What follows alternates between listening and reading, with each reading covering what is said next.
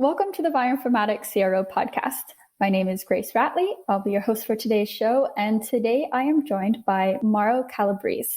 Mauro is Associate Professor of Pharmacology at the University of North Carolina, Chapel Hill. Welcome, Mauro. Hi, Grace. Thanks for having me on the podcast. Yeah, we're happy to have you on. So can you tell us a little bit about your current research on long non-coding RNAs? Yeah, so broadly speaking, we are trying to understand fundamental mechanisms through which our genome is regulated with, the understanding that by defining those mechanisms, we're going to learn a lot about, the basic biology that goes on inside of our bodies. And also we're going to learn about really important events that give rise to and sustain human disease. So what we study in my lab are these molecules called long non-coding RNAs.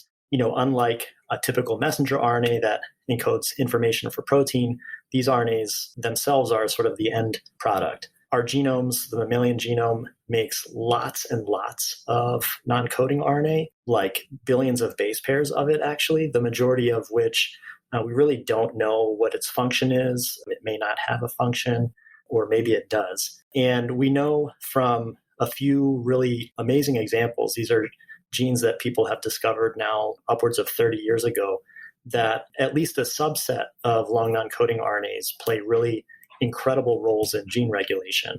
I can give you a specific example. It's an essential gene. It's an RNA, a piece of RNA that's expressed from the X chromosome in all female mammals.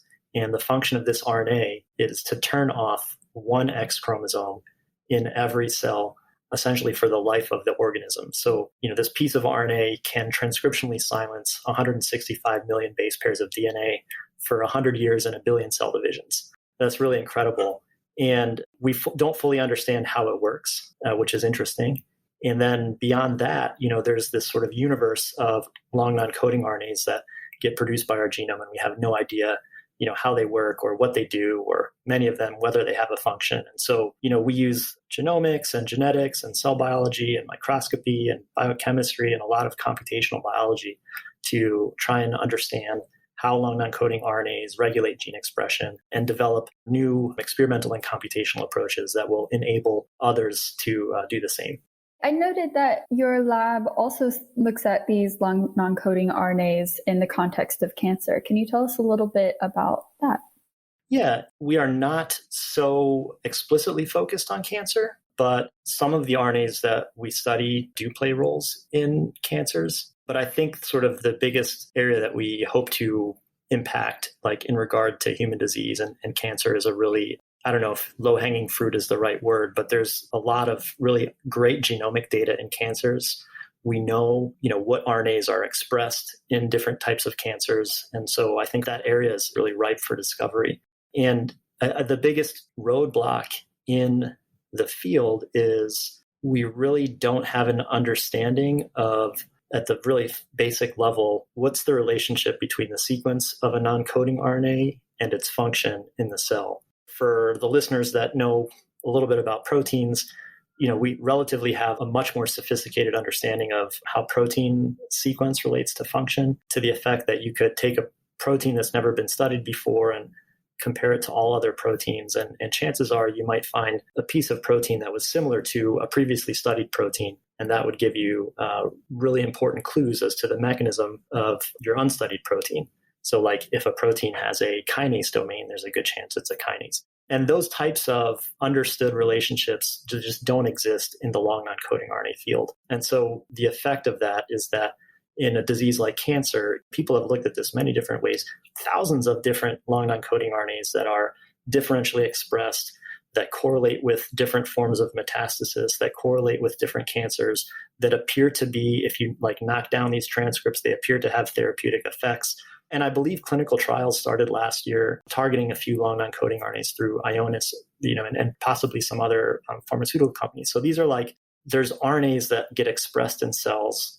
Some of them almost certainly are drug targets, but we have absolutely no idea how to know which ones we should be thinking about targeting and what they might do in the cell. By sort of focusing our efforts on understanding a few non-coding RNAs whose functions are well known, we're starting to get insight into what are the building blocks that non-coding RNAs use to encode function, and ultimately hoping to sort of develop a framework that will allow us to sort of computationally predict or identify regulatory function in essentially any non-coding RNA. And I think, cancer is an area that I'm really excited to move into once we have a better handle on, the approaches that we're trying to develop, because I think there's a lot to discover in that space. Yeah. Cancer, I think, is a really great place to start because you have such amazing databases of genetic information and gene expression and all of those sorts of things. And I was going to ask how you ended up in the Department of Pharmacology, because from what it sounds like, a lot of the work you do is in genetics. So can you tell us a little bit about that? Yeah, great question. People ask me that all the time. Science is so interdisciplinary these days. I think our work certainly fits within pharmacology, and I'll tell you why in a second. But easily we could be in a genetics department or a cell biology department or even a biochemistry department. So everything is just cross-disciplinary. But I didn't necessarily apply specifically to pharmacology departments when I was trying to get a faculty position, but there was a position that was open in this department, and the former chair of the department, who was Gary Johnson at the time, I think sort of recognized the potential, the things that I was just talking about in regards to cancer. Like, there are these really tantalizing examples of okay, we know there's a few non-coding RNAs that appear to be drivers of metastasis and probably can be targeted with antisense oligos or even small molecules targeting structure of RNA. There's sort of a next wave of therapeutics that are going to involve RNA. And this was true in 2014 when I started the job, which is, I think, why I got brought into this department. But of course, everyone can appreciate it now, the power of RNA, delivery through these nanoparticles that have saved hundreds of thousands of lives through vaccines. So RNA is not something that historically has been drugged or a drug, but I believe in the future, the next 10 to 20 years, we're going to see more and more RNA-based therapeutics. And so that's how our research fits into pharmacology. Yeah. It's so fascinating. I'm excited to see how the technology that is the basis of the mRNA vaccine for COVID-19 is going to influence a lot of science, because like you said, historically, it just wasn't possible because RNA is so unstable. It's unstable, it's big. And although I guess the technology that, Moderna and Pfizer are taking advantage of, like the discovery or the connection that you could deliver messenger RNA as a therapeutic, like even in the 80s, it just has, I think for reasons that you just said, has been sort of taken some time to take off. But yeah, I don't know. That seems like there's just a lot of new possibilities. And I also am excited to see what happens. Yeah, and there's also that kind of awareness piece of it. It's like, I know it existed before, but I wasn't familiar with it. I guess I can't say that I'm an RNA biologist, though. So, well, yeah, I've been studying RNA for a long time, and I wasn't familiar with it either. So, that doesn't mean that maybe I should have been familiar with it, but anyway, like the awareness is a big deal, and now we're all aware. Yeah, exactly. How was your lab affected by the pandemic when it started? Yeah, I think it was brutal for us and brutal for many industries, and it continues to be brutal for many industries, but it's a lot better for us now than it was. I remember it well. I'm sure I'll always remember it. Like you heard about this virus and it was in China, and then you heard like, oh my gosh, they're like shutting down essentially all of China, pop-up hospitals in Wuhan. And then it was like getting closer, and like beginning of March, it was like, ooh, maybe it's going to get here. A week later, it was like, okay, it's here. There was like a few days where UNC hadn't shut down. Okay, we know it's coming because everything had shut down. So we shut down like a day early. We're just like, we can't handle this. It's definitely happening. We're just going to close everything. And so, yeah, we just stopped research, just pulled the plug on it. And we were out of the lab for 3 months. But UNC opened up in June of 2020 with masks at 50% capacity. And that enabled us to at least get back into the lab. But it was, just a mentally extremely challenging year. People that I know, they lost loved ones. Many people experienced extreme forms of mental stress, and we weren't spared from that in the lab, So as a father, of 2 young kids, and my wife also has a job, we had 0 childcare. So how do you do that? like not very well. It was like really hard on everybody. It was very hard on my family because our kids they got pulled out of school, and my son is like 6 months old and my daughter's like 3.5, and somebody needs to pay attention to them because they're kids and they need that, So it was a wreck. We were exceedingly careful in the lab, and we managed to make some progress during the year, but it was really limited relative to what we would have expected. And things began to come online once we all got vaccinated. But it's still, a challenge. I mean, I think we need to be wearing masks at work. I'm in a private office, so I'm not wearing a mask right now, but everyone that's in the lab wears masks all day. So I think people do more work at home than they would otherwise, which I think is fair. Your face gets hot. So it's a fact. So we're still like kind of a little fragmented as a lab because we're doing more remote work than we used to. The remoteness of Zoom and, it's enabling on one level, but it's also stifling, and I think limits the creativity that we get from being all together for a full 8 hours a day. And so we still haven't gotten that back. And I don't know when maybe in a year or two, when we stop having to wear masks at work, we're making discoveries, we're making good progress, we're figuring things out that are interesting and important. But I don't think we're operating at the same level that we were before, but we're close. It's good to hear that you guys are rebounding a little bit now, although it does make me worried looking at a lot of the numbers, especially around North Carolina. I have a lot of friends going back to school and everything is increasing again, and it does make you a little nervous.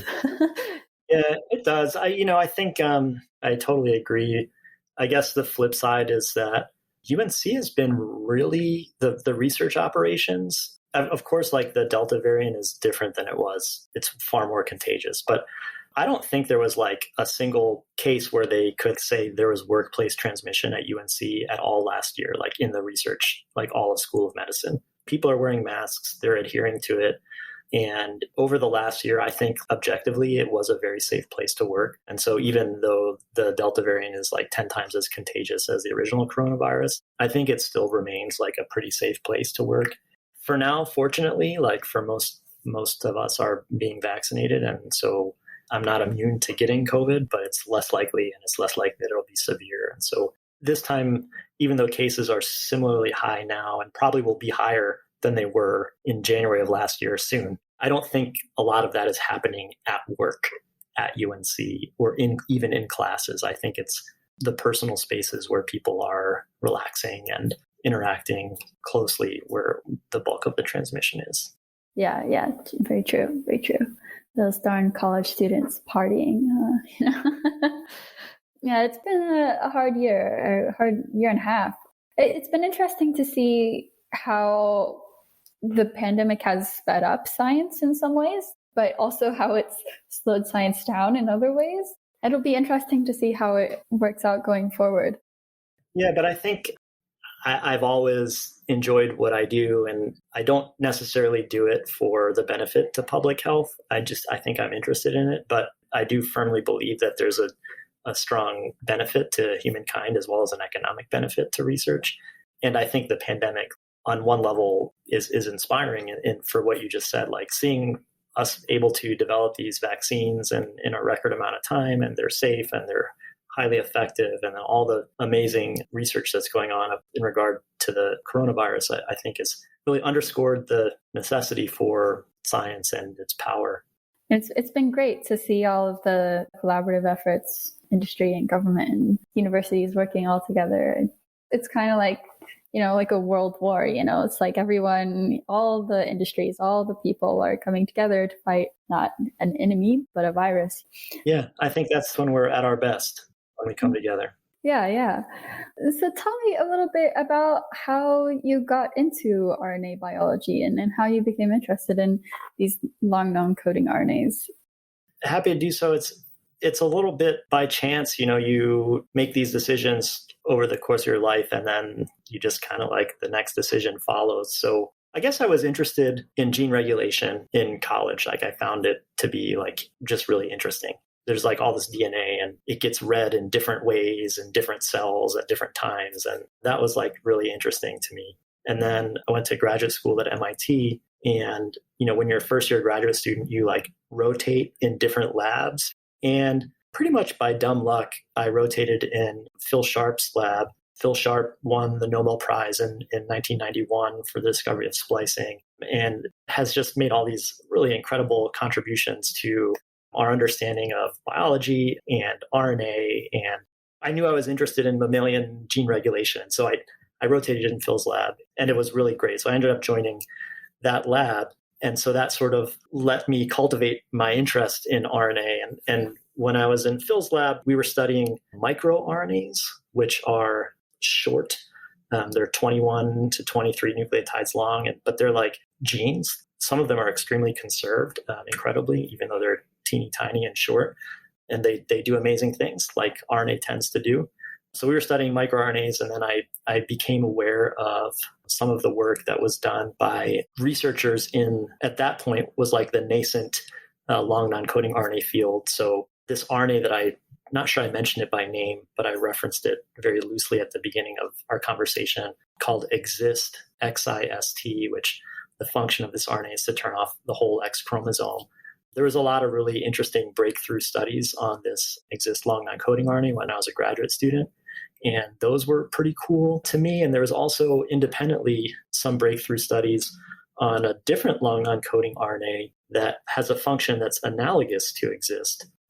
All these RNAs have weird names. They're just gene names, but this RNA is called AIR. And it was like this really, it is. We study it in my lab now. Amazingly strange RNA. It's huge. It's 90,000 nucleotides long, which is like crazy. It's unspliced, highly unstable. But the function is to silence gene expression over about 1/3 of mouse chromosome 17.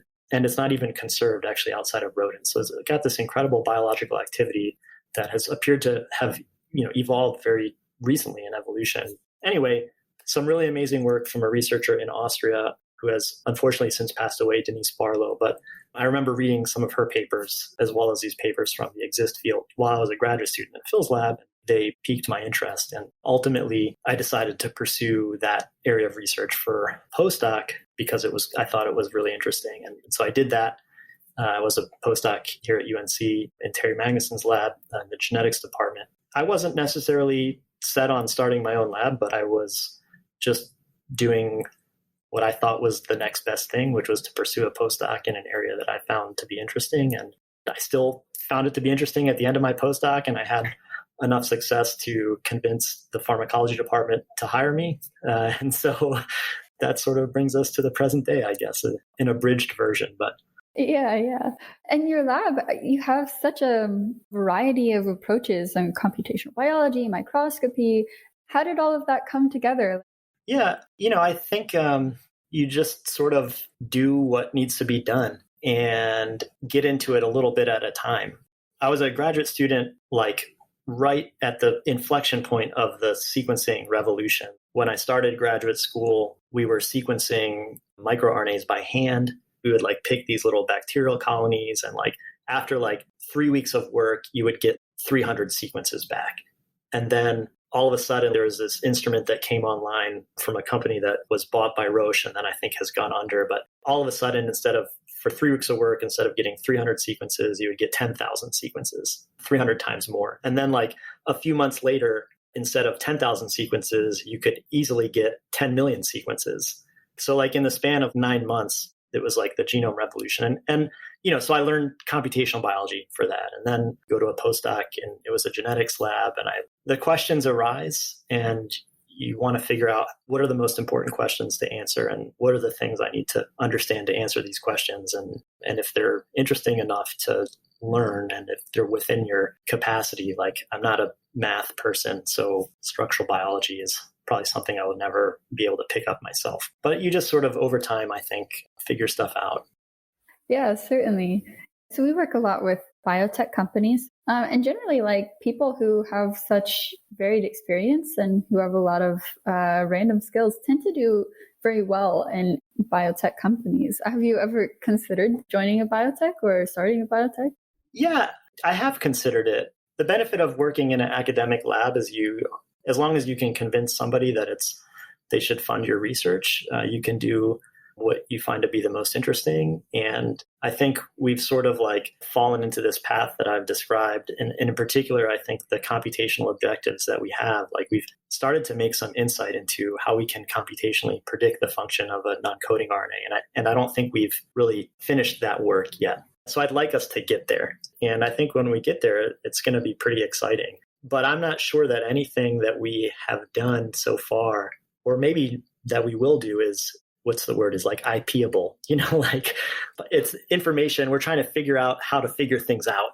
And when we figure that out, we're going to publish it and make it public. So I think some people's research, especially in pharmacology, like we have this protein that we study and a mutation, and we're developing a small molecule to fit in this pocket. And like, you can then spin off that molecule in IP. We haven't quite done that work, but I think about it. Many of my friends actually from graduate school went into industry, and now they're like doing all these amazing things at high levels in these biotech companies. And I'm like, wow, that would have been cool. But this was my path, and it's been great so far. But I'm not averse to doing work in the biotech sphere as well. Yeah, your path hasn't ended yet, so you still got time. That's right.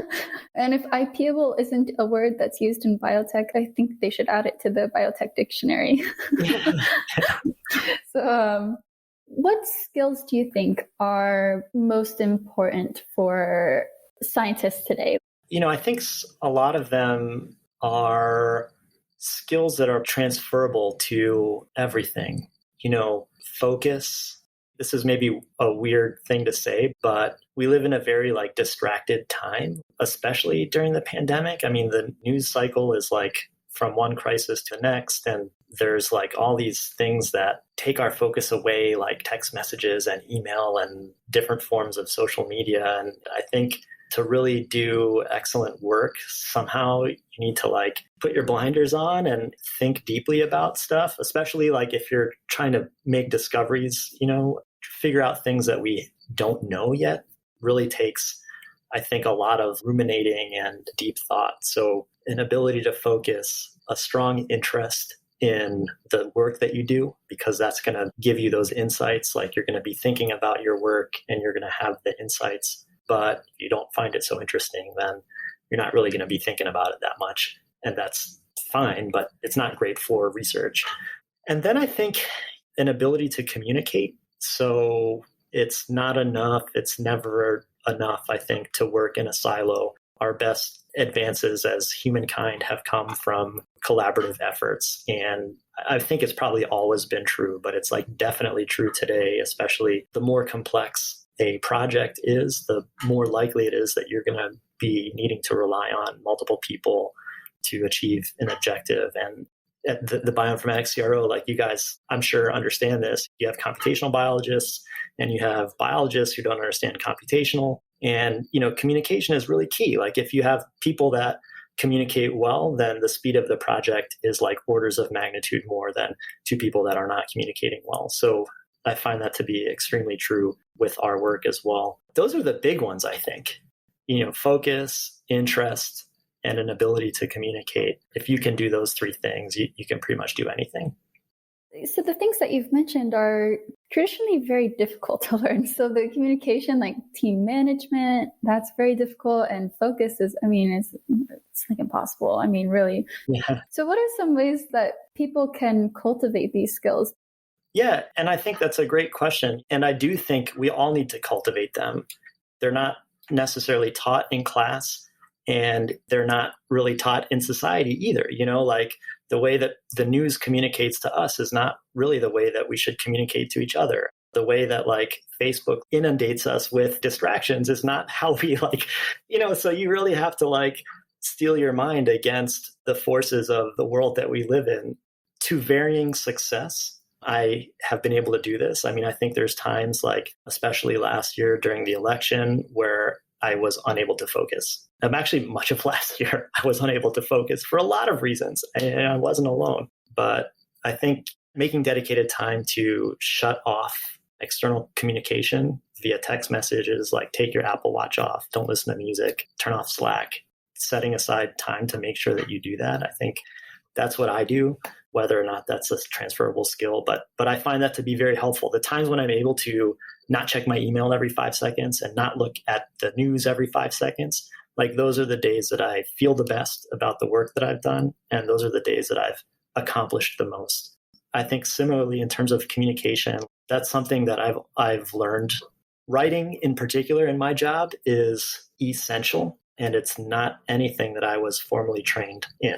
I took like an English class in high school, and I learned that a paragraph has a topic sentence and 3 sentences after it that support the topic, which is true sometimes, but most paragraphs that's not actually the best way to write, but there is a structure, and understanding what people expect and how to include it in a document and how to write words that, are going to give you the highest probability of success communicating to your audience.